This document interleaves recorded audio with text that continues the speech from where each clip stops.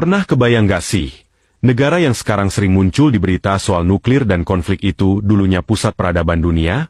Nah, Iran bukan negara sembarangan. Ribuan tahun lalu, wilayah ini adalah rumah bagi kekaisaran Persia yang super megah dan berkuasa sampai ke Yunani dan India. Dipimpin raja-raja hebat kayak Cyrus Agung dan Darius, Persia zaman dulu itu simbol kejayaan, ilmu pengetahuan, dan arsitektur megah.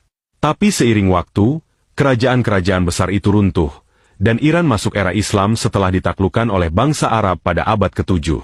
Lalu lahirlah dinasti Safawi yang bikin Syiah jadi mazhab resmi negara.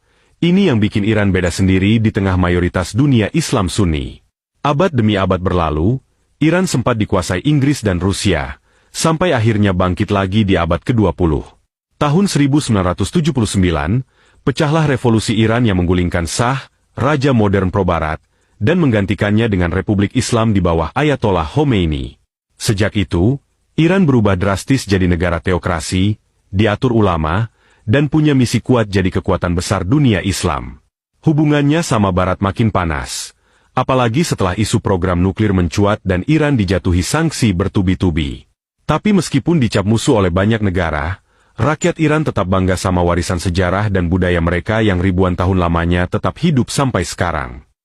Dan yang bikin makin menarik, di balik berita-berita panas soal rudal dan embargo, Iran juga negara yang kaya akan seni, sastra, dan budaya yang mendunia. Siapa sih yang gak kenal Rumi atau Hafez, dua penyair besar dari Persia yang puisi-puisinya masih bikin hati adem sampai sekarang?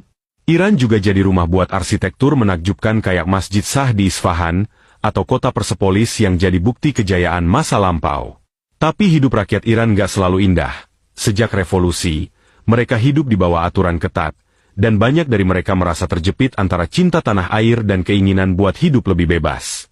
Generasi muda Iran sekarang justru makin vokal, terutama setelah banyak gerakan protes muncul menuntut reformasi. Teknologi dan internet jadi senjata mereka buat bersuara, walau sering dibatasi. Iran itu negara penuh kontras. Di satu sisi, punya sejarah yang bikin kagum. Di sisi lain, realita politiknya sering bikin miris. Tapi justru di situ letak kekuatan cerita Iran, negeri yang terus bertahan, terus berubah, dan gak pernah berhenti jadi pusat perhatian dunia. Dan siapa tahu, di masa depan, Iran bisa kembali jadi negeri yang gak cuma kuat, tapi juga damai dan didengar karena budayanya, bukan karena konfliknya. Tapi, sejarah Iran gak cuma soal kerajaan dan revolusi, ada satu bab penting yang sering bikin dunia tegang, perang. Di tahun 1980, cuma setahun setelah revolusi Islam, Iran langsung dihadapi